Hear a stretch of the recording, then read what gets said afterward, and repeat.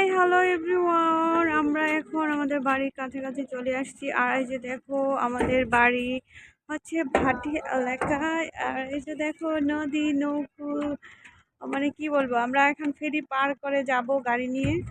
তো এই যে দেখো আমাদের বাড়ি এখানে আছে, একদম ভাটি এলাকা এখানে। মাম্মা, আর এই যে দেখো এখানে কিন্তু অনেক কার্পু টার্পু যায়, অনেক বড় বড় কার্পু এখানে পাথর টাথর নিয়ে যায়, বালু টালু নিয়ে যায়।